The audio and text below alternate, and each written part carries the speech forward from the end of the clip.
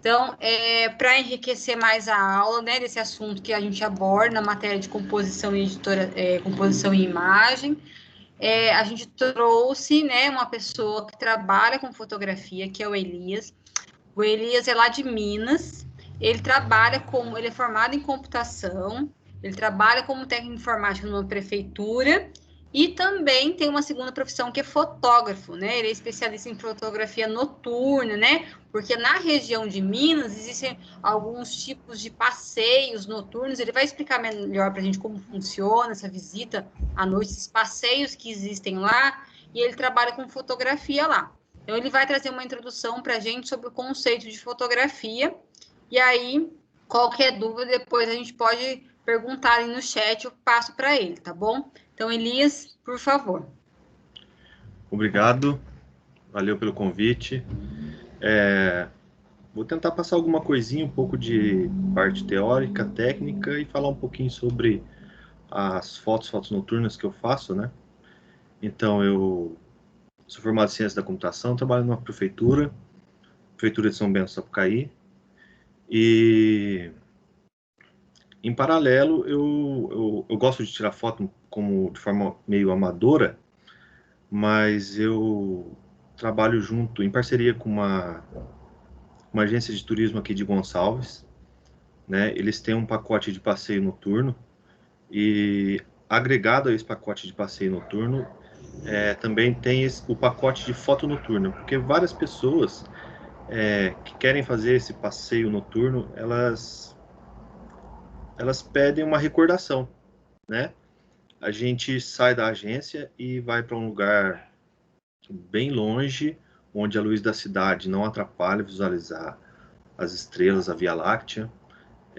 Sempre feito em noites sem lua, né, de preferência.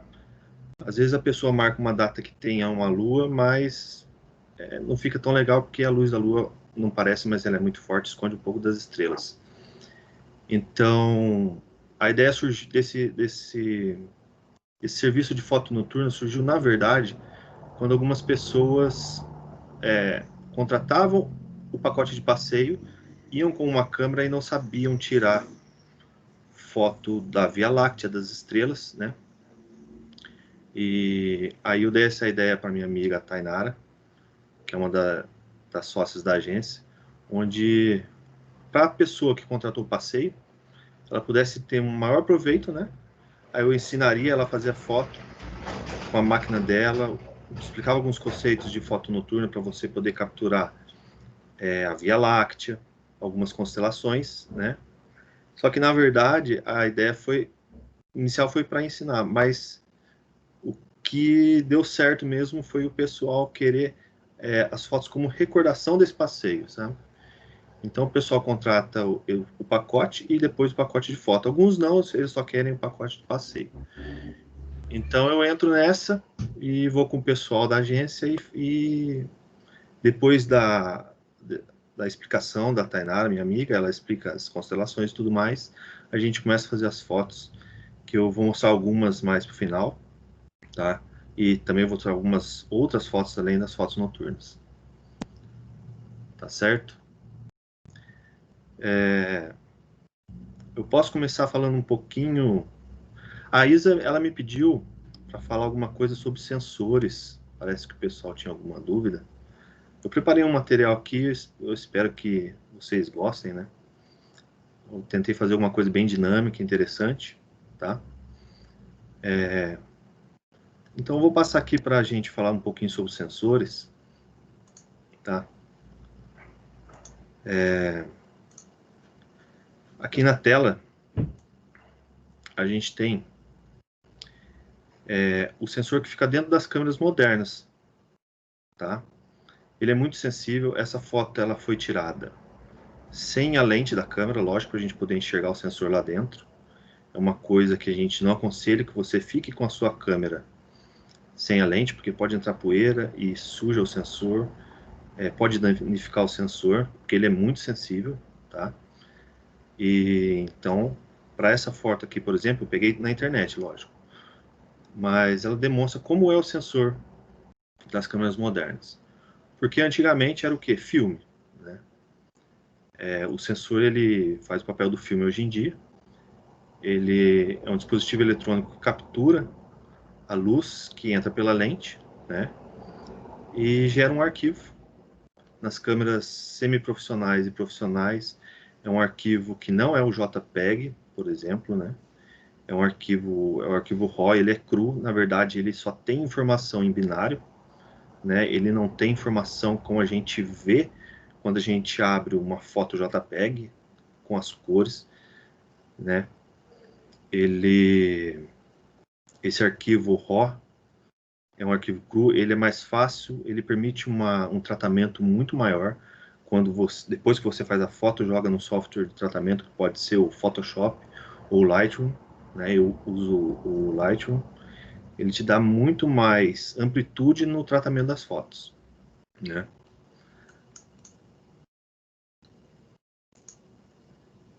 Aqui eu tenho um exemplo de um sensor CCD. Nós temos dois sensores na indústria, o CCD e o CMOS. O CCD, né, nós temos, aliás, mais de dois, mas os dois mais comuns são o sensor CCD e o CMOS. Esse é o CCD, é uma foto exemplo, né? As características dele, ele é mais sensível em pouca luz, então ele tem mais facilidade de capturar uma foto onde você está em um local de sombra, por exemplo. Ele consegue capturar com mais sensibilidade as nuances das sombras, né? Ele gera imagens mais nítidas. Porém, ele consome mais bateria da sua câmera. Uma coisa que eu recomendo sempre quando alguém me pergunta, pede opinião quando vai comprar uma câmera, é que sempre compre uma bateria extra. Porque não tem nada mais agradável quando você está fazendo um passeio legal, já fez várias fotos e acaba a bateria, ou até mesmo num trabalho, né?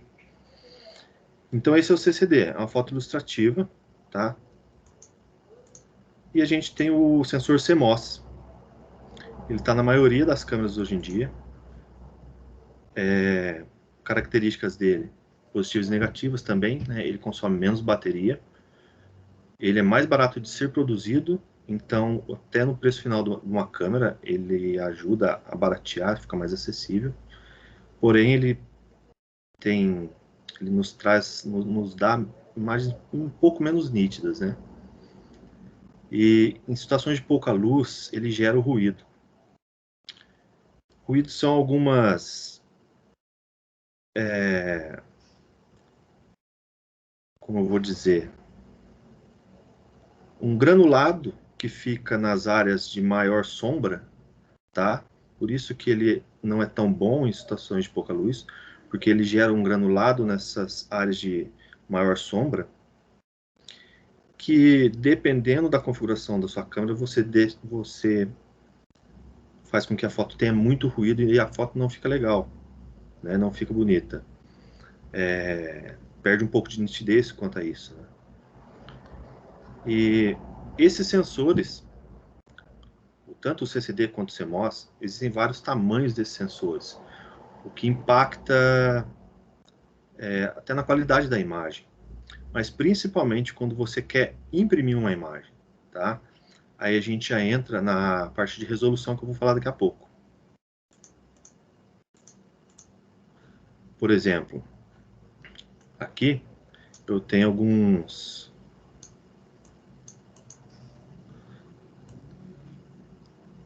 um esquema, né, demonstrando o tamanho dos sensores.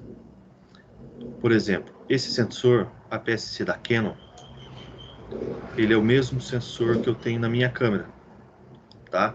Eu vou mostrar daqui a pouco a minha câmera para vocês. O sensor que nos dá maior qualidade de imagem numa câmera acessível é o full frame. Ele tem mais ou menos esse tamanho. É lógico que não está na escala perfeita, né? É só uma foto mais ilustrativa, mas é para a gente ter uma noção da diferença do tamanho dos sensores que a gente tem nas máquinas fotográficas de hoje em dia e também nos celulares, né? Já que hoje a gente tem uma câmera fotográfica no bolso, todo mundo tem, né? A minha câmera tem esse sensor A minha câmera minha segunda câmera era uma câmera mais simples, né? Mas não deixava de fazer boas fotos. Ela tem um sensor desse tamanho, em comparação com esse aqui, que é da câmera que eu tenho hoje, né? Então, quando a gente tem um sensor maior, eu já vou passar para o sensor agora, para resolução, desculpa, quanto maior a resolução de uma foto, melhor, mas nem sempre. Por exemplo, se eu tenho uma foto com 18 megapixels, tá? Aqui eu fiz um mosaico só ilustrativo, né? Por exemplo, se eu tenho uma foto com 18 megapixels, eu consigo imprimir ela até num tamanho, por exemplo, de uma folha A1, com qualidade. Se eu tenho uma câmera com menos megapixels, por exemplo, 9, se eu quiser imprimir essa mesma foto, tirada da câmera com sensor menor, igual eu mostrei naquela figura ilustrativa, eu já não consigo mais ter qualidade numa impressão grande, tá? E aqui eu demonstro, por exemplo, aqui no quadro de cima, fiz um mosaico como se fosse um sensor que tivesse 729 pixels, né? 27 por 27. Eu tenho uma matriz de 27 por 27 pixels nesse sensor. Eu conseguiria gerar uma foto de 729 pixels. Legal. Um sensor de mesmo tamanho, aqui, se eu tenho muito mais pixels, né? Aqui o dobro, né? Eu tenho maior quantidade de pixels no total, eu consigo gerar uma foto até com qualidade melhor. Mas nem sempre essa regra é válida. Porque quando você diminui o tamanho do pixel no sensor, você começa a perder qualidade de imagem. Então existe uma linha aí onde você tem que equilibrar quantidade de pixels num sensor e o tamanho do sensor, tá? Nas câmeras a gente tem onde 1 megapixel, eu vou ter 1 milhão de pixels, né? E as câmeras de hoje em dia você tem 18 megapixels, 22, 24, aquelas câmeras super profissionais, caríssimas, você tem 48, 50 megapixels, mas você também tem câmeras profissionais muito caras com apenas 28, 30 megapixels, porque a finalidade dela, por exemplo, não é fazer foto para você imprimir num outdoor, por exemplo. É só foto de moda, vamos dar esse exemplo assim.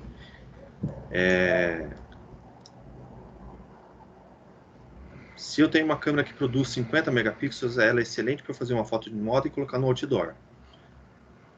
Se eu tenho uma câmera com uma quantidade de megapixels menor, mas ela é super profissional, tem 1 milhão de recursos, top de linha, o uso dela, o destino da foto dela é diferente. Por exemplo, eu posso usar ela para fazer fotografia de esporte, onde eu vou colocar numa revista, vou colocar num site, talvez exibir num telão no máximo. Então eu não preciso de uma quantidade absurda de megapixels. Não preciso de uma câmera cara que produza milhões de pixels numa foto, tá? Na próxima imagem aqui, eu ilustro aqui o mesmo sensor, né? Não os mesmos sensores, né? Mas sensores diferentes, com tamanhos diferentes, mas com a mesma quantidade de pixels. Teoricamente, você vai falar assim, é vantagem ter um sensor pequeno numa câmera fotográfica? Nem tanto, porque como eu disse agora há pouco, quanto menor o pixel aqui, ele perde menos, ele tem menos qualidade, porque ele fica mais apertadinho ali, então até a luz que vai no pixel do lado começa a interferir no pixel que está acima ou que está abaixo. Então, isso não é assim uma regra. Quanto mais megapixels, melhor, quanto maior o sensor, melhor. Tudo vai variar do que você quer na sua câmera, que você quer comprar, a finalidade da foto que você quer fazer. por exemplo, numa foto noturna, é interessante você ter um sensor grande, tá? Como o sensor full frame. Por quê? O sensor full frame, ele tem uma grande quantidade de pixels, mas eles são grandes. O ruído gerado numa foto noturna é menor, porque ele consegue capturar mais luz. Consequentemente, ele tem menos ruído, e numa foto noturna isso faz diferença, porque quando você vai editar essa foto, você vai ver lá no editor da sua foto, pode ser o Lightroom ou o Photoshop, quando você der um zoom, você consegue perceber que aquele ruído, aquele granulado, ele vai se confundir com uma estrela. Então, ele acaba até estragando a sua foto, tá? É claro que você pode fazer fotos com câmeras com sensores menores, que é o meu caso. Eu uso uma Canon que tem um sensor menor, tá? E esse tratamento para tirar um pouco de ruído, deixar as estrelas bonitas na foto, dar um destaque, um brilho maior nelas, aí eu faço isso no programa, no software, tá? Hoje em dia a gente tem celulares com câmeras de 48 megapixels, esses Xiaomi com 4 câmeras, 3 câmeras, eles fazem fotos incríveis, né, gente, comparando com uma câmera. Mas eles ainda não chegaram, e eu acredito que vai demorar muito para eles chegarem no nível de uma câmera profissional, por conta do tamanho do sensor. Imagine que você tem até um iPhone com 3, 4 câmeras, um Xiaomi com 3, 4 câmeras, ou qualquer outra marca. Você acha que atrás dele, até visualmente, a gente olhando aquelas lentes, né, ele vai ter um sensor grande? Não, não vai ter um sensor grande. Ele com certeza vai ter um sensor desse tamanho ou menor ainda. Então você vai ter um sensor minúsculo fisicamente, né? Esse aqui, por exemplo, tem o quê? 3.4 milímetros por 4,5 milímetros, né? Com 40 megapixels. 40 milhões de pixels dentro dele, tá? Então, assim, a foto desses novos celulares são boas? São boas. Mas é porque dentro do celular, eles têm um software que faz um tratamento muito pesado em cima dessa foto para que ela fique boa. Mas eles também utilizam, por exemplo, as 4 câmeras para juntar em uma só e obter uma qualidade maior. Então é um truque que eles usam, tá? Isso normalmente a gente é uma técnica que se chama HDR. Você consegue juntar várias fotos, tá? Com diferentes configurações para gerar uma só, com bastante qualidade. É um tratamento que a gente pode fazer manualmente num programa, no computador, mas é basicamente o que as câmeras de hoje em dia, dos celulares mais top de linha, fazem. Por isso que a foto desses celulares são muito boas. Eles conseguem maquiar todo um processamento que tem, mas se a gente pegasse a foto das 4 câmeras ou das 3 câmeras e visse uma a uma, a gente veria que elas não são tão boas quanto a foto que ele nos entrega. Tá bom? Não sei se vocês vão fazer pergunta agora. Se quiser perguntar alguma coisa sobre sensor e resolução, puder responder. Deixa eu ver aqui, só um minutinho. Pessoal que está presente, tem alguma dúvida sobre sensores? Aproveitem um momento. Deu para entender? Está esclarecido? Quem está sem microfone pode colocar no chat aqui, por favor. Gente, aproveitem um momento. Vocês estão com um profissional. Tem Então, Sora, eu achei bem explicado, Sora. Eu tô gostando bastante da apresentação. Ai, que bom, de Rodrigo. Verdade mesmo. Que fico feliz, Rodrigo. Obrigado pela sua colocação. Que bom que você está gostando. Luiz Miguel fez uma pergunta. Tem sensor infravermelho? Esse sensor que você está mostrando, Elias, da câmera, tem alguma coisa a ver com o sensor infravermelho? Sim, eu acho que a parte infravermelha talvez não fique por conta do sensor, mas uma tecnologia que está dentro da câmera que consegue capturar o infravermelho que entra pela lente e chega até o sensor. Por exemplo, eu vou cortar aqui e vou mostrar minhas câmeras. Ó, essa daqui, pessoal, é uma câmera de filme, foi a minha primeira câmera, né? Tá guardadinha, fiz algumas fotos com ela na época que a gente tinha no máximo 12, 24, 36 chances de fazer uma foto boa e a gente não sabia como tinha ficado a foto, só conseguia saber depois que mandava revelar, então colocava o filme aqui dentro. E quando você colocava, você ainda perdia uma ou outra foto porque o filme pegava essa luz quando a gente estava colocando, tá? Essa foi minha segunda máquina fotográfica, mais simples. Ela é pequena, ela está sem bateria, então não vai dar para ligar ela.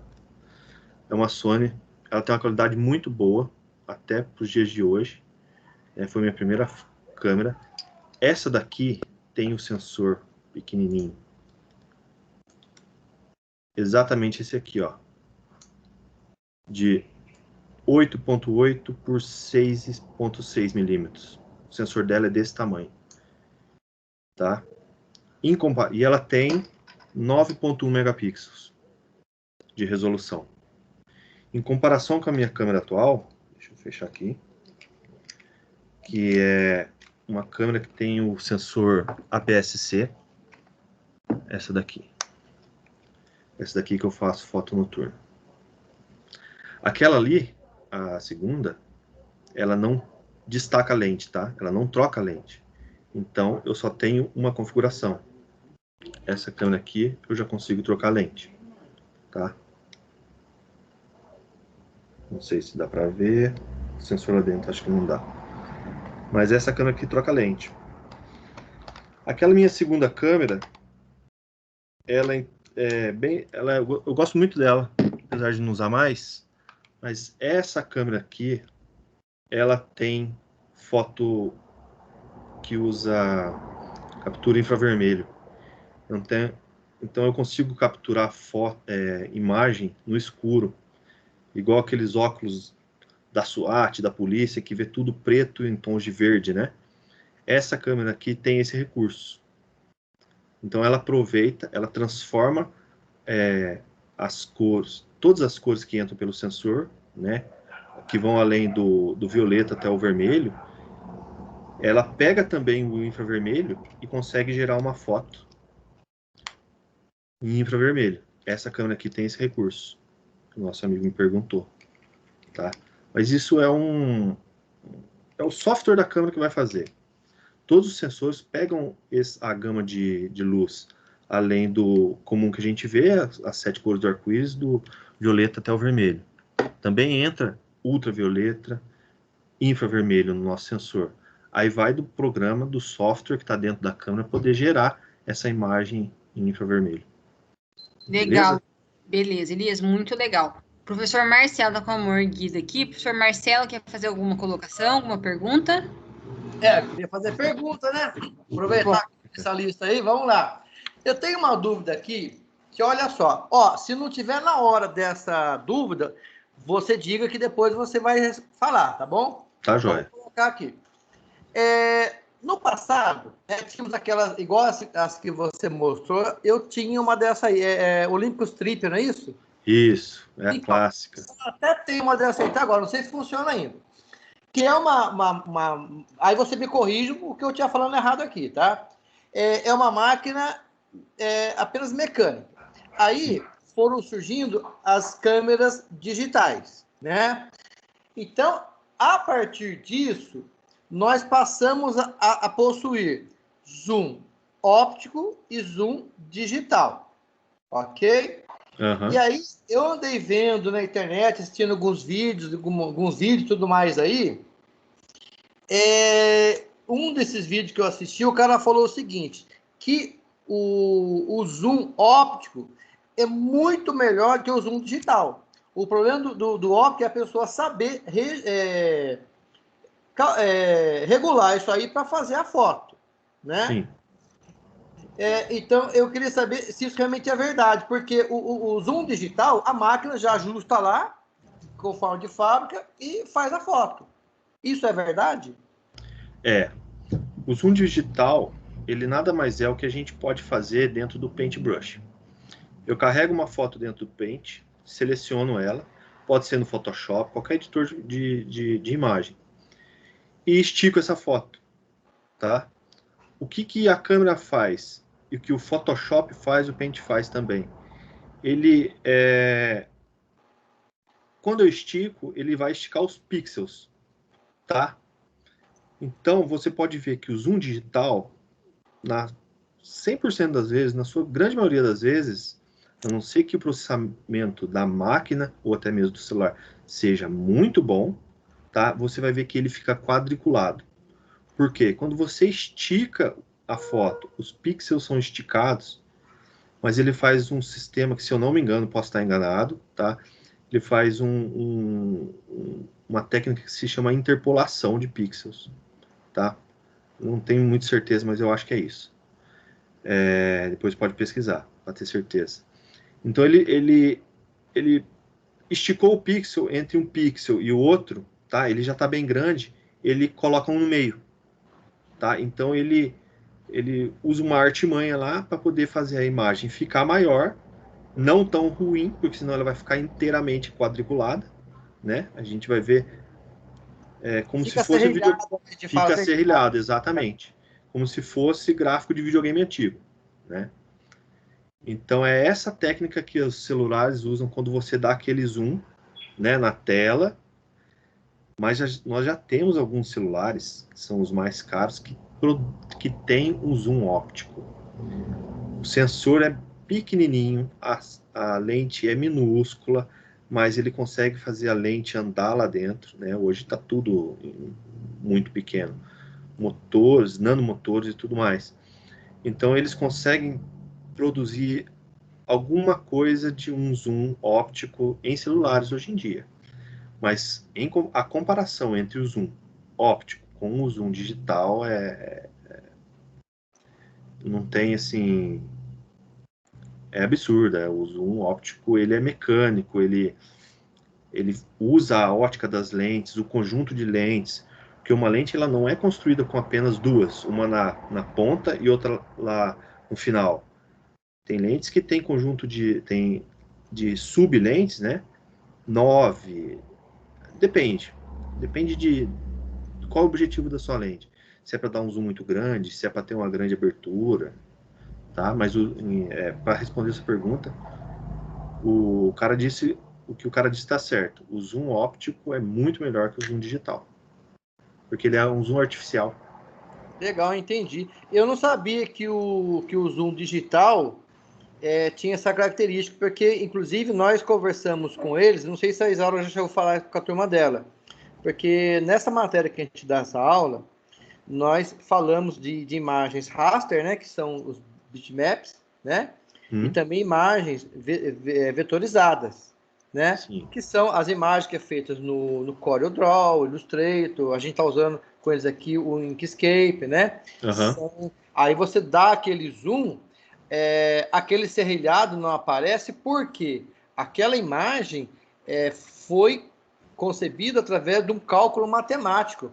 Exatamente. Não simplesmente aumentar o tamanho do pitch, entendeu? Eu não sabia que o zoom digital fazia dessa forma. Legal, obrigado, viu?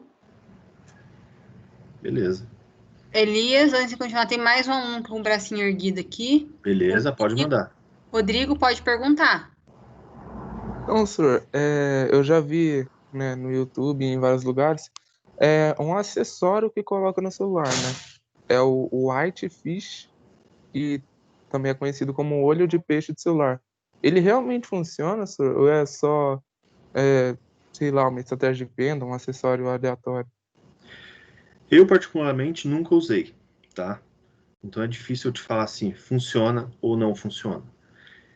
ele melhora no sentido de que ele cria uma imagem diferente, aquela imagem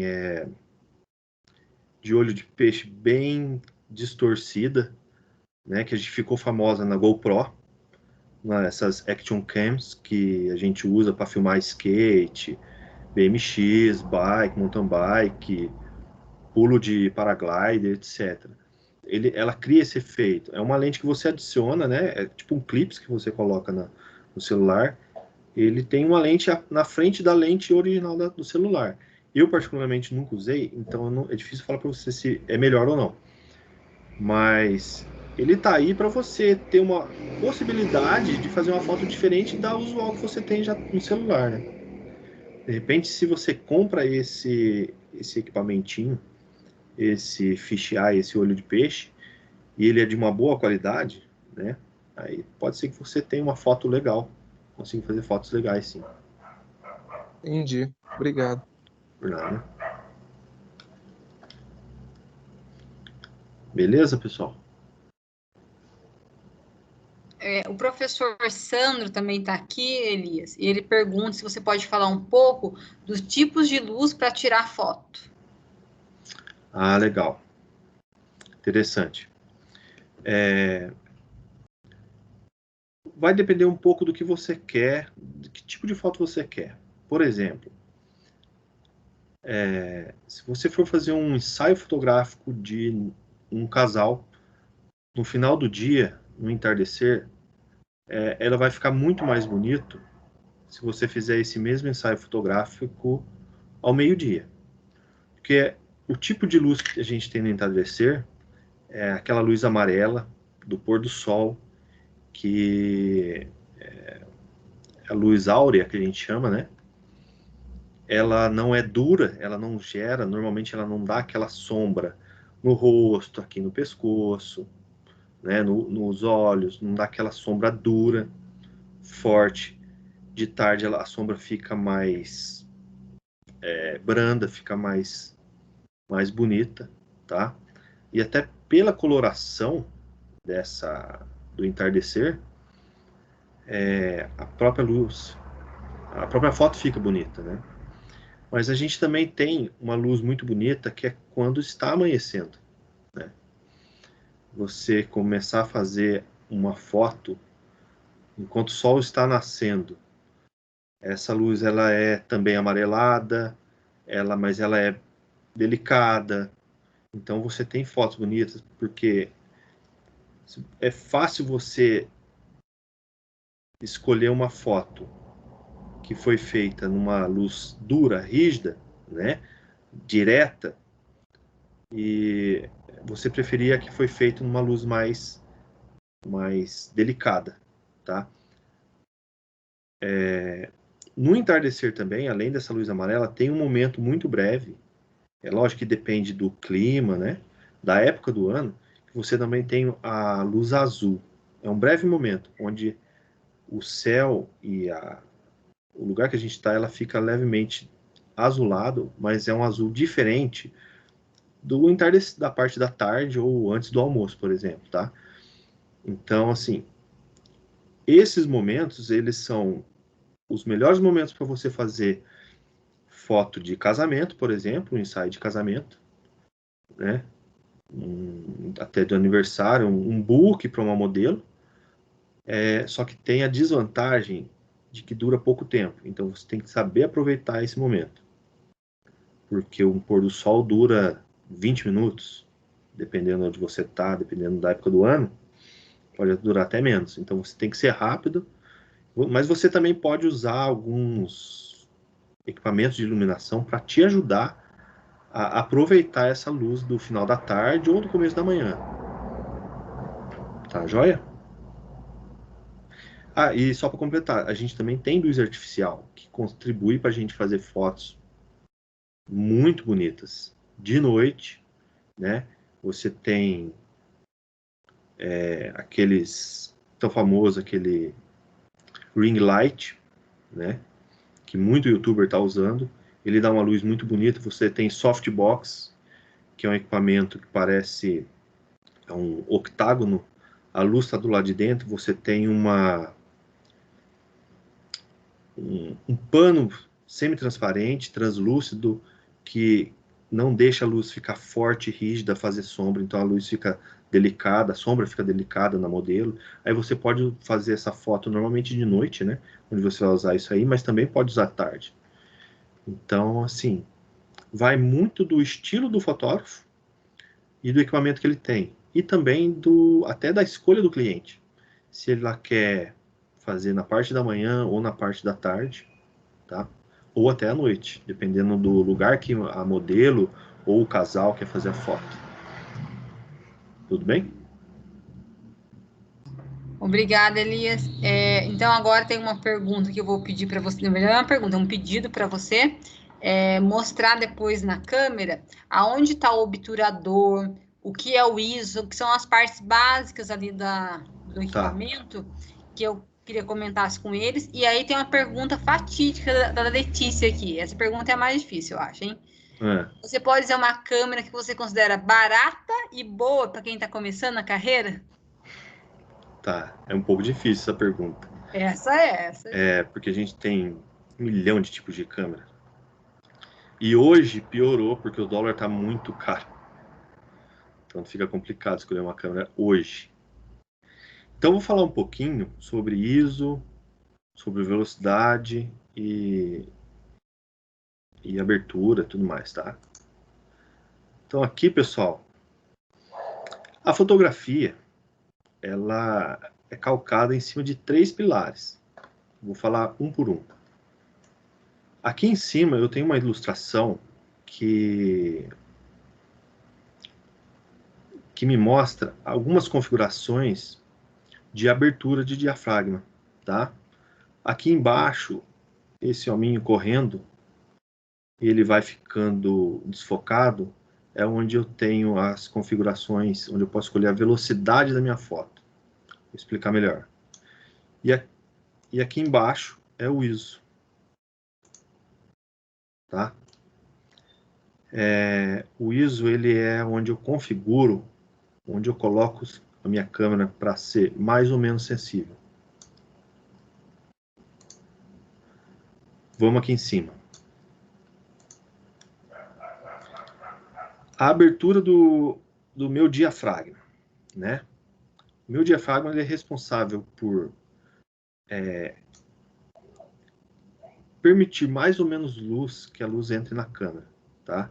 É ele que ele vai me falar, na verdade não é ele, sou eu mesmo, eu que escolho se eu quero abrir mais o diafragma ou menos, se eu quero deixar mais ou menos luz entrar no meu sensor, tá? E o de abertura, né, o diafragma, ele deixa a gente um pouco confuso, por quê?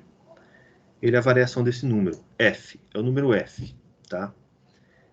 Quando o número é grande, a abertura é pequena. E assim vai indo, até a gente ter um número pequeno, F1.4, por exemplo, com abertura grande. Então isso no começo, quem está começando a fotografar, comprou uma câmera e sai fotografando, isso aí a gente fica meio perdido, eu fiquei também. Né, porque é o contrário, número mais baixo, maior abertura. Então aqui, por exemplo, como ilustra a figura, e o pessoal gosta muito de foto com o fundo desfocado, essa configuração é a mais importante, é quase que a principal, quando eu quero desfocar o fundo. Então eu preciso deixar a minha lente com uma abertura grande, ou o número pequeno, né? Isso vai depender também da construção da lente, tá, pessoal? Porque eu posso ter uma lente que não me permite ter essa abertura, por exemplo, 1.4. Essa minha lente aqui, que eu uso para foto noturna, fotografar Via Láctea, ela tem abertura, a menor dela é 4.5. Tá? Eu consigo desfoque com ela? Consigo, mas eu tenho mais trabalho para conseguir, tá? Então ela está mais ou menos nessa faixa, essa minha lente. A maior abertura dela é f.4, tá? Mas eu também tenho uma lente muito boa, tá guardada, ela é muito boa para retrato, que a abertura dela é 1.8. Então com ela eu consigo, com muito mais facilidade, um desfoque no fundo da foto. Mas não é só o desfoque no fundo da foto que as lentes conseguem. É um desfoque para frente também. Para frente daquilo que eu estou tirando na foto. Pode ser uma pessoa ou um objeto. Então eu consigo, com uma lente, com uma grande abertura, desfocar o fundo e também a frente. Tá? Esse é vamos colocar assim, é o primeiro pilar da fotografia. Tá? Todos são importantes, não tem um mais que o outro. Depende da ocasião, você vai ter uma importância um pouco maior ou menor. Depois da abertura, que é dada pelo diafragma, eu tenho o obturador. O obturador é o quê? Ele é uma cortininha que tem nas máquinas. Eu vou mostrar para vocês daqui a pouco a foto do obturador e do diafragma. Mas por enquanto vamos ficar aqui, ó. Então, o obturador ele vai me dar a velocidade da foto. Eu vou falar assim, eu quero uma foto onde o obturador vai abrir e fechar numa velocidade muito alta, tá? Por exemplo, aqui, 1/1000. Ele vai abrir e fechar em 0,01 segundo. Esse número aqui significa 1 segundo dividido por 1000. Eu venho mais para cá, eu já tenho uma velocidade menor. 4 vezes menor. Né? 1/125. Se eu começo a andar para cá e quero que o meu obturador abra e feche mais devagar, dependendo do que eu estou fotografando, ele pode sair borrado. Né? Como está mostrando no desenho aqui, esse bonequinho correndo, se eu fotografá-lo na velocidade de 1/4, ele vai sair borrado. A mão da pessoa, numa festa de aniversário, criançada correndo para um lado para o outro, se eu fotografar com o obturador numa velocidade baixa, vai sair tudo borrado. Então, e aqui é meio segundo, né? Vai sair bastante borrado. Então, por exemplo, se eu quero entrar no ramo de fotografia de esportes, quero tirar foto de futebol, corrida de rua, skate, qualquer esporte onde a pessoa corra, né, imprima velocidade, eu invariavelmente e obrigatoriamente eu tenho que usar o obturador numa velocidade alta. 1/1000, 1/500, 1/800 e assim vai indo. Cada câmera tem seu máximo de velocidade e seu mínimo de velocidade. É aqui que eu digo se aquilo que eu estou tirando foto vai borrar ou não. Aqui, a velocidade do obturador, ela contribui muito para a nitidez da minha foto, tá? Por quê? Se eu coloco... se eu escolho uma velocidade baixa, 1/30, por exemplo, a pessoa se mexe um pouquinho, ela já não sai nítida na foto porque ela deu uma leve borrada. Às vezes, na tela da máquina, tá perfeito. Mas quando eu descarrego o arquivo e abro no computador, onde eu tenho a imagem muito maior do que a telinha de LCD da câmera, eu vejo que ela está levemente borrada. Ou seja, eu deveria ter tirado essa foto numa velocidade, né, onde o obturador está com uma velocidade mais alta. Porque daí você, com velocidade alta, você congela aquilo lá.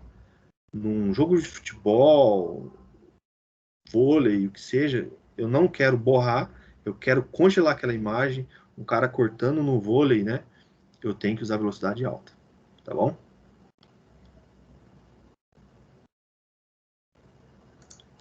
E aqui é o ISO. O ISO é mais fácil de entender. O ISO é a sensibilidade do meu sensor, tá?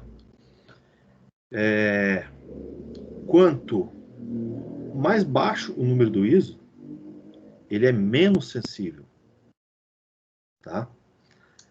O ISO, ele tem um efeito colateral, que é ruído na foto. O que é o ruído? É o que essa imagem está tentando ilustrar. São essas bolinhas, tá? É é o que atrapalha, por exemplo, na foto noturna, esse granulado, tá? Que fica quando eu coloco a foto, quando eu coloco a máquina, configuro ela com um ISO muito alto, tá bom? Então, assim, numa situação de baixa luz, onde eu tenho que aumentar o valor do meu ISO, por exemplo, ISO 800, ISO 1600, ISO 3200, ISO 6400, se eu aumento a sensibilidade, eu perco um pouco de qualidade, porque eu estou recebendo mais luz, mas ela está ficando granulada. O ruído da minha foto está aumentando. Isso aí vai depender da qualidade da sua máquina também.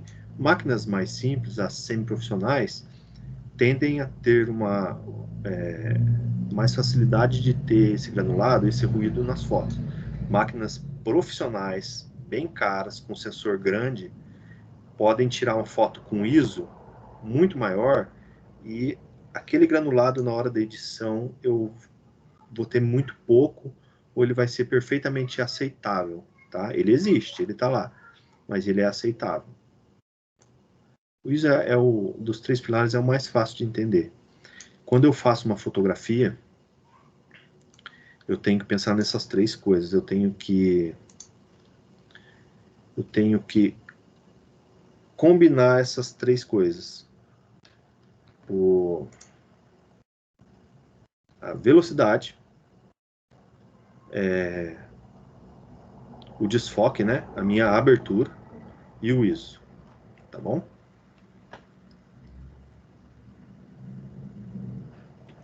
Alguma dúvida? Deixa eu ver aqui. Gente, aqui eu fui comentado na aula passada, né? Deu um leve comentário sobre isso aqui. O Elias agora aprofundou em cada um deles. Ficou alguma dúvida? Está claro? Deu para entender?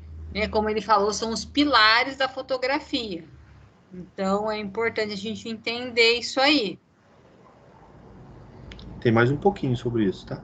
Tá. Pode seguir, então, que por enquanto ninguém fez comentário, Elias. Pode seguir, por favor. Tá, joia. Então, aqui, pessoal, eu tenho uma foto que ilustra o meu diafragma. Ele bem fechado aqui, tá? Aqui não fala o valor daquele número F, mas é onde eu deixo passar pouca luz. E aqui no último, né? Ele vai aumentando, onde eu deixo passar muita luz, tá? Quando eu vou comprar uma lente, dependendo para que eu quero aquela lente, eu tenho que ver se ela é uma lente clara ou escura. A gente tem esse jargão na fotografia.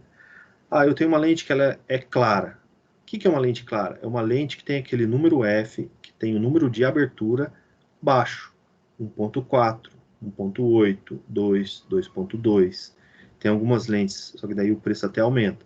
Lente 1.0, 1.2, tá? Então essas são as lentes claras. Lentes escuras são lentes onde essa minha abertura é 4, 5, 5.6 e assim vai indo, né? E aqui eu tenho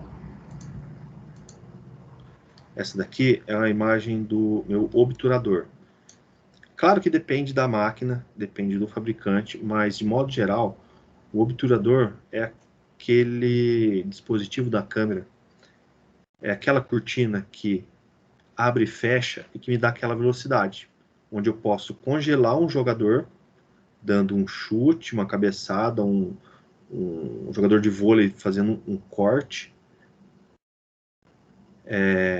ou não, eu posso errar na minha configuração e fazer com que esse jogador fique borrado, ou uma criança correndo numa festa de aniversário. Então, essa é a peça que abre e fecha, tá? E é uma coisa até assim, imagina que esse dispositivo, ele consegue abrir e fechar em 1/1000 de segundo, 1,001. É muito rápido. Tem vídeo na internet, daquelas câmeras super câmera lenta, né? Bem slow motion, que você consegue ver câmeras fazendo disparos contínuos em ultra slow motion, essa cortina abrindo e fechando. Algumas câmeras fazem 15 fotos por segundo. Então, imagina a velocidade que isso aqui abre e fecha. Esse aqui é um dispositivo da câmera que é vamos colocar assim, é um dos mais fáceis de se estragar. Por quê? Porque ela é uma peça mecânica. Toda foto que você faz, ela abre e fecha. E tudo que é mecânico, uma hora tem desgaste e acaba estragando, né?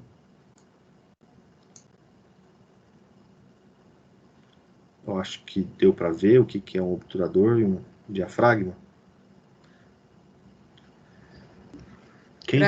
Quem tem uma câmerazinha, é que aqui fica muito difícil a webcam do meu notebook, ele não vai pegar. Mas dá para ver, quando eu clico aqui, vou fazer uma foto. Será que eu consigo mostrar? Ah, pessoal, olha, eu acho que eu consigo mostrar para vocês. Esse daqui é o diafragma. Vocês conseguem ver? Sim. Dá Ele pra ver, fica, sim. ele fica na frente do obturador, tá? Esse aqui meu, ele tá em 2.8. Então ele abre bastante. Deixa eu mudar aqui. Eu vou colocar em F8. Vocês viram que aquela hora ele abriu bastante. Agora que ele tá abrindo menos. Consegue enxergar? Dá pra ver, sim. Que ele abre menos? O maior é Mesmo o... quando a gente quer trabalhar numa foto, vamos supor, no caso do senhor, o senhor nem sempre trabalhou com uma câmera muito boa. Tem como trabalhar em cima dos erros na hora da edição, né? Sim. Você sabendo controlar aquilo que você quer na hora da foto, você sabe que lá, sentado na frente do computador, você consegue corrigir. Tá? Aí vai muito da sua intimidade com o seu equipamento. Por exemplo, eu sei das limitações da minha câmera atual. Eu sei até onde eu posso ir com as configurações. Eu sei até onde eu posso tirar uma foto num lugar com pouca luz. Então eu sei que configuração usar e é lógico que conta um pouco com a sorte, mas eu sei que se eu faço essa foto com tal configuração, lá no programa, lá na minha casa, sentado na frente do computador, eu consigo recuperar, eu consigo salvar. Isso é uma coisa até meio comum, tá? Porque, como eu falei no começo, quando você usa uma câmera semi-profissional ou profissional e ela gera um arquivo que não é JPEG, ela gera o arquivo cru, o arquivo RAW, esse arquivo ele tem só informação binária dentro dele. Então ele não está carregando informação de cor, o azul da minha camisa, o verde do fundo, a cor da minha pele. Ele não carrega isso igual o JPEG carrega, tá?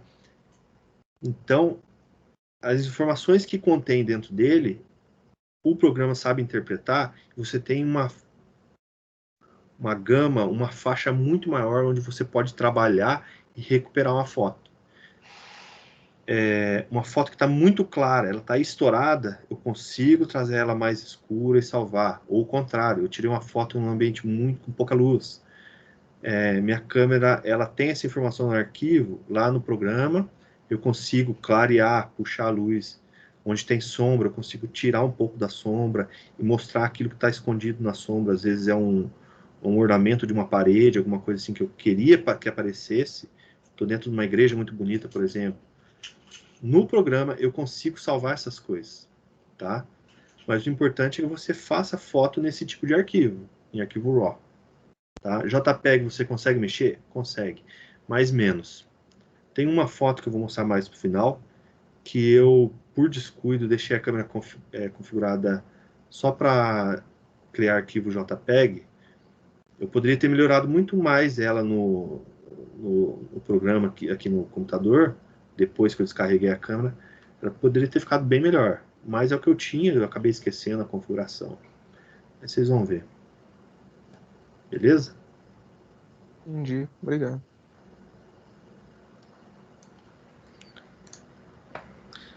A próxima coisa que eu tenho para falar foi uma coisa que a Isa me falou, que é uma coisa que todo mundo gosta, eu também gosto, é um clichê na fotografia, que é o desfoque de fundo,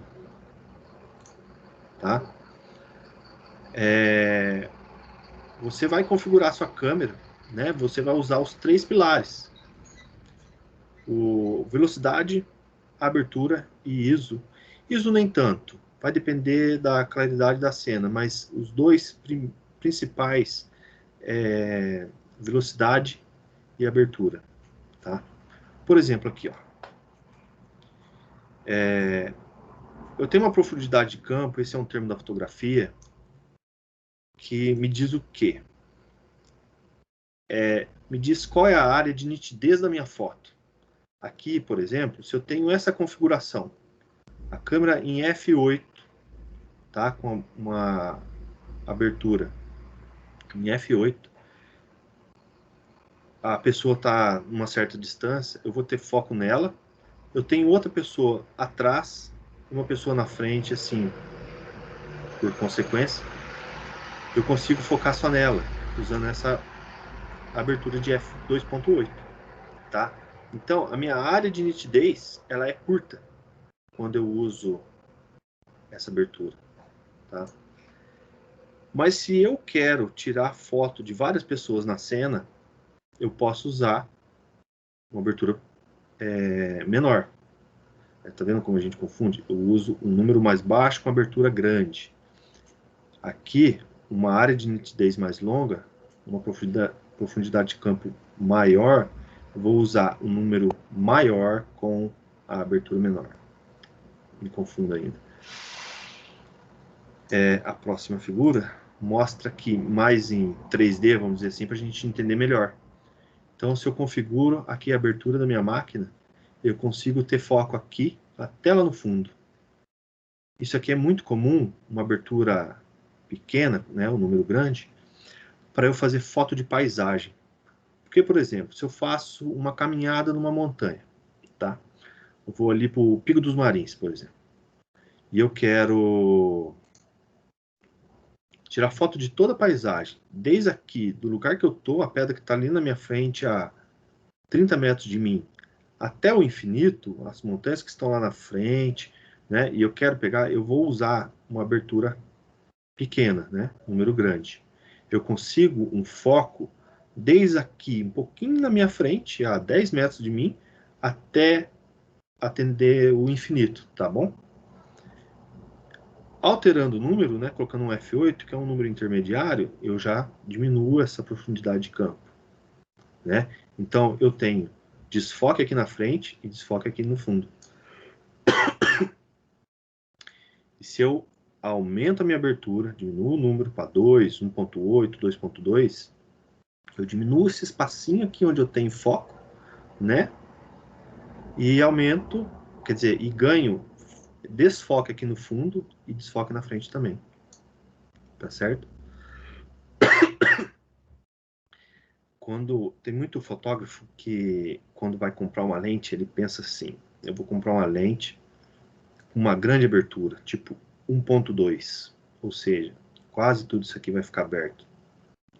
A minha profundidade de campo vai ser bem pequena, né? Aqui, esse espacinho que está em vermelho vai ser menor ainda.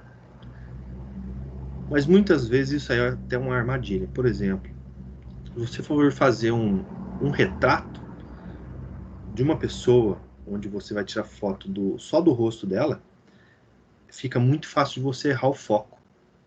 Por quê? Porque essa área de nitidez ela é muito pequena, tá? Você quer... Na fotografia, quando a gente vai fazer um retrato, a coisa mais importante de um retrato, do rosto de uma pessoa, são os olhos. Então você vai colocar o foco no olho da pessoa. Pode ser nos dois ou pode ser em um só, dependendo se ela está mais de perfil ou não, se está de frente ou se está um pouco de lado, tá? Se você compra uma lente que tem uma abertura muito grande, né, um número muito pequeno, f1.2, por exemplo, tá? Você está sujeito a errar esse foco com muito mais facilidade, porque essa área de nitidez ela fica muito pequena. Você foca no olho, mas na verdade De repente a pessoa se mexe só um pouquinho, 1 centímetro para trás ou meio centímetro, já sai do seu foco, o foco já não está mais no olho, ele já está no nariz, aqui no meio, ou já foi para a ponta do nariz, ou está atrás, você pega o foco na orelha. Então, assim, uma coisa que parece que vai ser muito legal, divertido, você tirar uma foto com fundo desfocado, pode ser uma armadilha e dificulta e você fica frustrado quando você vai fazer uma foto com fundo desfocado desse jeito. Hoje tem um fundo desfocado artificial, né, que os celulares fazem. Tiram uma foto e o software reconhece a pessoa ou o casal, assim, e desfoca o fundo, deixa ela nítida, mas desfoca. Isso aí é uma coisa artificial.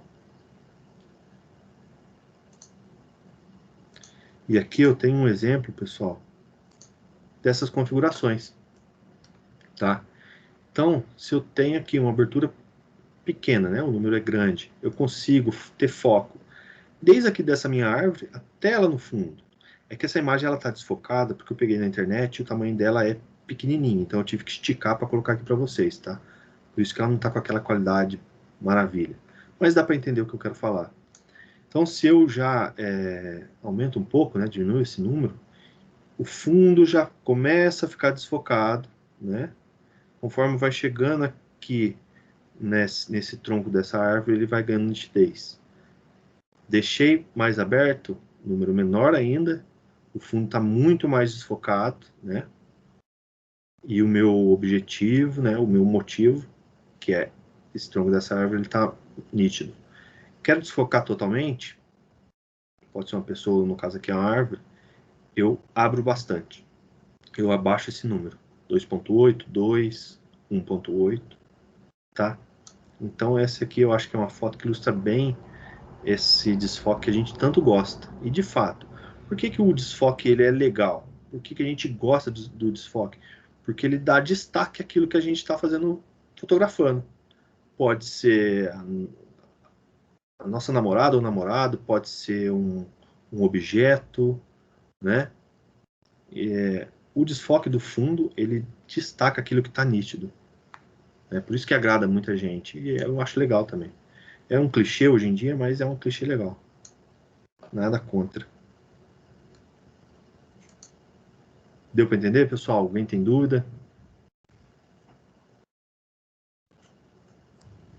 Pessoal, alguma coisa? A gente está caminhando para o fim. Tranquilo. Tranquilo, Rodrigo? Os demais, alguma colocação? Pode seguir, Elias. Estamos caminhando para o fim, a gente tem mais aí uns 5 minutinhos. Pode Tá joia.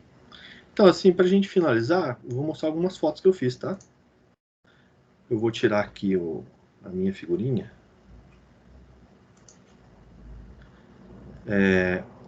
Uma foto da Via Láctea. Eu fiz com essa lente que eu mostrei, que está nessa minha câmera, que ela tem uma abertura muito grande, ela tem um ângulo de abertura grande, tá? Eu acho que é em torno de 140 graus, mais ou menos. Então eu consegui, com essa lente, pegar quase que toda a extensão da Via Láctea. Não consegui pegar ela toda porque ela é bem grande, né? Mas a parte mais bonita dela, que é a parte mais central, eu consegui capturar. Para fazer essa foto, eu tive que colocar um tempo de exposição grande, né? Eu tive que deixar o meu obturador num tempo absurdo aberto. Aqui com certeza foi em torno de 25 ou 30 segundos ele aberto. Então ele abriu, ficou aberto 30 segundos, capturando a luz das estrelas, tá?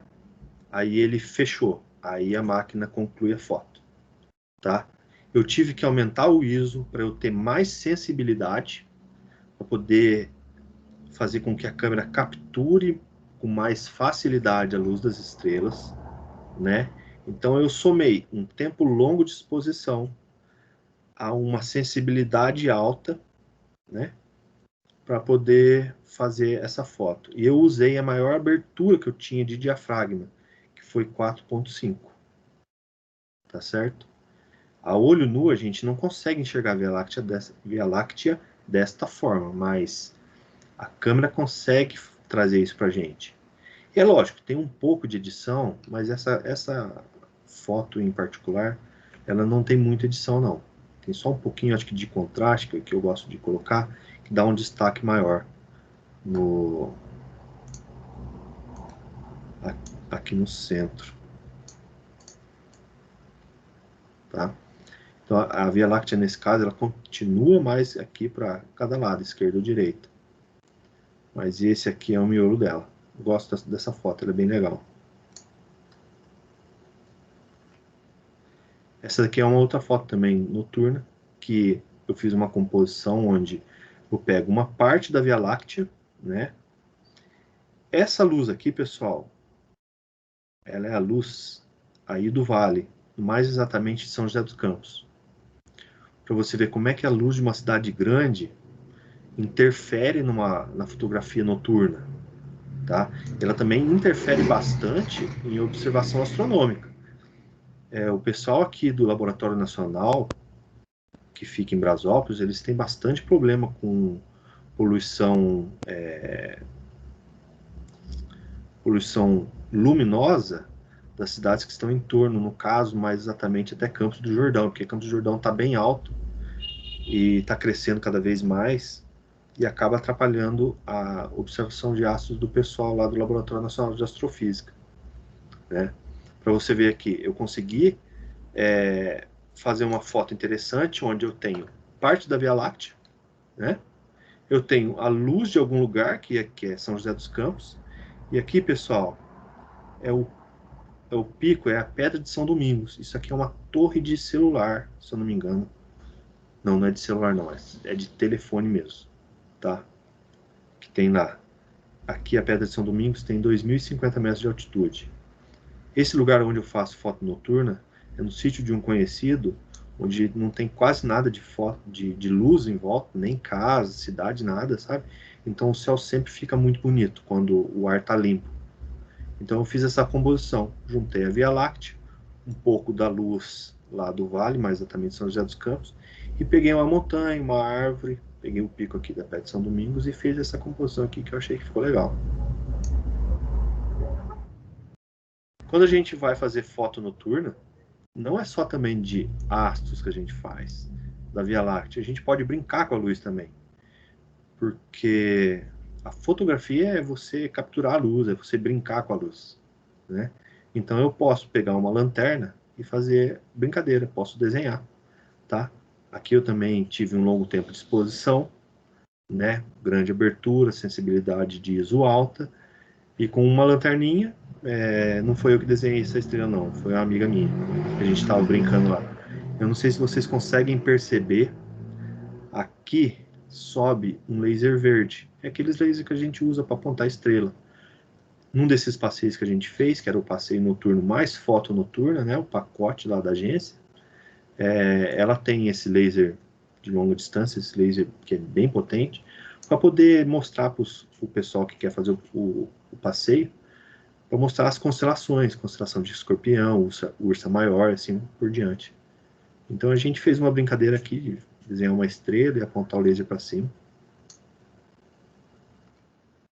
que também ficou legal. Essa cidade ao fundo é Pouso Alegre, aqui em Minas, né? Isso aqui é a minha amiga com um sabre de luz do Star Wars. Ela tem um. Então a gente passou essa noite com mais um pessoal que estava junto da gente lá, fazendo experiência, brincando e experimentando várias configurações de câmera, né? E várias fotos. A gente ficou um bom tempo lá, brincando com isso aí. Aqui ela. A gente fez uma espécie de fantasma, né? É o sabre de luz dela. Ele fica azul também, só que o azul ele estourava muito, né? Ele ficava muito forte na foto, então a gente brincou muito mais com o sabre de luz da cor vermelha. E aqui foi uma brincadeira. Foi uma longa exposição com o fundo, né? O céu. E ela rapidinho aqui ficou, ela já saiu da foto. Por isso ficou algo meio fantasma, ela meio transparente, assim. Tudo na brincadeira. Esse que é algo gostoso da fotografia também, é se divertir. Mas Aqui já não são fotos noturnas, mas é foto de esporte que eu faço, mas assim, é mais para divulgar um evento que tem aqui na minha cidade, que são as Olimpíadas de Inverno de Solidariedade, né? Que tem as entidades aqui da cidade, hospital, APAE, asilo e casas da criança, né?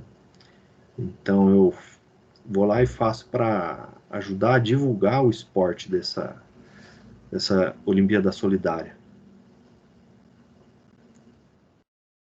Tá? Aqui eu uso uma grande angular. Por mais que eu tentei fazer sair nítido, aumentei a velocidade, o ISO, a quadra era muito escura, então a câmera não conseguiu congelar a imagem do atleta. Pode ver que fica um pouco borrado.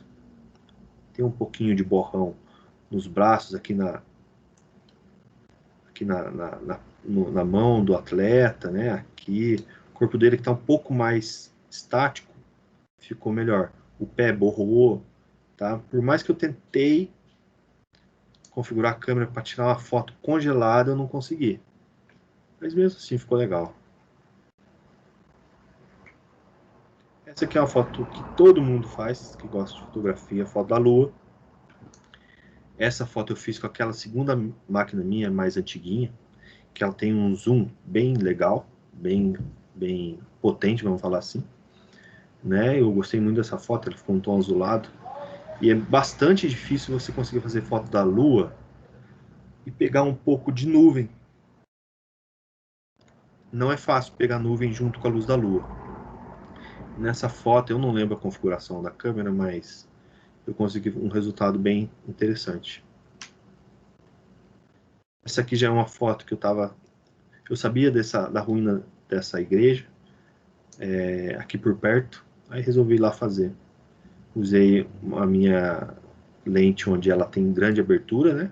Uma grande angular. É a mesma que eu uso para fazer foto noturna, tirar foto da Via Láctea. Então eu consegui dar um efeito meio que distorção.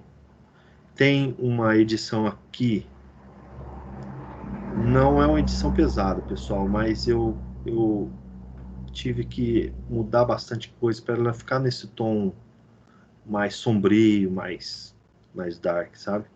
Mas eu já tentei na própria câmera deixar a foto como eu queria, como eu imaginava, esse tom mais dark assim, né? Com o céu um pouco mais escuro, a própria ruína da igreja. Essa igreja é só a frente, ela não tem mais nada, é só a fachada. A grama mais um tom verde bem escuro, né?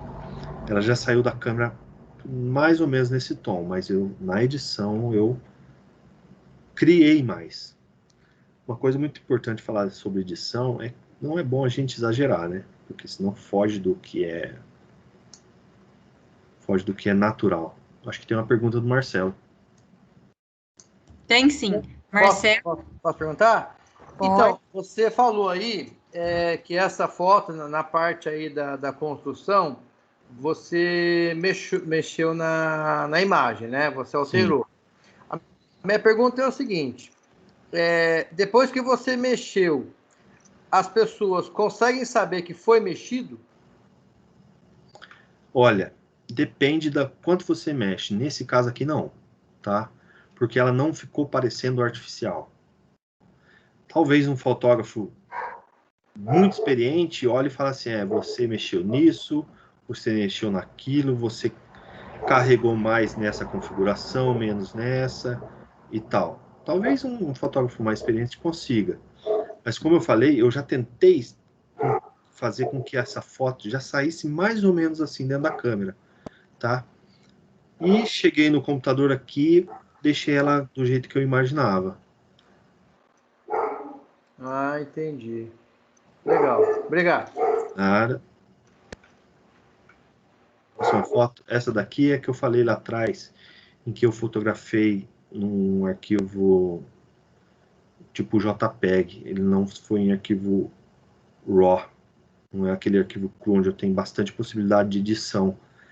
Então eu poderia ter caprichado mais na edição, ter dado um pouco mais de destaque nessas sombras. Aqui eu acho que era por volta das 9 da manhã. Faz parte do caminho da fé isso aqui. Eu saí daqui da minha cidade Esse aqui é um bairrinho de Luminosa, eu acho que você já deve ter ouvido falar. É bem isso aqui mesmo. O bairrinho fica em cima dessa colina, bem pequenininho, redondo, tá? E eram umas 9 horas da manhã e eu tirei essa foto. Tem um pouco de edição nela, só para dar um pouquinho mais de destaque nesses tons aqui, degradês das montanhas, mais claro aqui, um pouquinho mais escuro, e assim vai indo nessas sombras, tá? Mas aqui não tem muita edição também não, porque como ela já saiu da câmera quase dessa forma, eu só precisei, na verdade, mexer um pouquinho mais assim, contraste, que eu me lembro, né?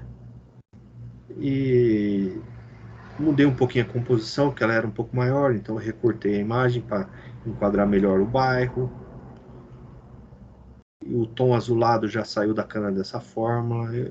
Essa foto tem pouca edição. Uma próxima foto. Essa daqui é uma foto bem antiga, também foi tirada com a minha câmera, a minha segunda câmera, aquela da Sony. Eu gosto muito dessa foto, justamente por causa do desfoque. Que ele começa aqui, onde eu deixei bem nítido, aqui do arame farpado, né? Ele, talvez vocês consigam ver que aqui já começa um desfoque para frente, né? E lá no fundo vai desfocando bastante, gradualmente. E o tom de cor, um pouco verde, assim. A lente dessa câmera, ela é bem legal. Ela, não sei se vocês conseguem perceber, ela parece que está girando alguma coisa assim. Essa é a característica da lente. O meu principal objetivo era fazer esse desfoque gradual, da onde eu tenho bem nítido mesmo, até lá no fundo bem desfocado. Essa foto eu gosto muito dela. Aqui já é uma foto mais de... Estava passeando e fui visitar um museu lá perto de Belo Horizonte, na cidade de Itabirito. Um museu que tem lá de bugiganga, tem bastante coisa interessante. Uma foto mais assim, não digo artística, mas achei interessante fazer essa composição, tirar foto de uma máquina fotográfica antiga, pendurada. Tem um pouquinho de edição de contraste nessa foto. O contraste, ele realça as linhas daquilo que você fez a foto, né? Pode ser um objeto, uma paisagem. O contraste, ele dá um pouquinho de realce. Não é bom carregar muito no contraste na hora da edição, não. Senão fica bem artificial. E acaba estragando a foto também. Tem mais, eu acho? Não, só essas mesmo. Elias, queria agradecer muito a sua presença essa noite aqui, foi muito rico, elucidou muitas dúvidas dos alunos, professores também. Que bom. Então, queria agradecer a sua disponibilidade de trazer um pouco aí, né, do seu vasto conhecimento para a gente aqui. Eu acho que foi muito bom para os alunos, que eles gostaram bastante. Inclusive, o Rodrigo colocou aqui, o bicho é bom mesmo, ele gostou mesmo também. Então, Valeu. quero agradecer, tá? Agradecer o pessoal que ficou até agora, tá bom? Gente, obrigada aos professores e alunos presentes até o momento. Acho que tem uma pergunta de novo do Marcelo. Marcelo? Acho que ele esqueceu. Marcelo? Ah, tá. Eu esqueci de baixar a mão, desculpa. Tranquilo. Joia. Espero que vocês tenham gostado, pessoal. Eu adorei, foi ótimo. Valeu.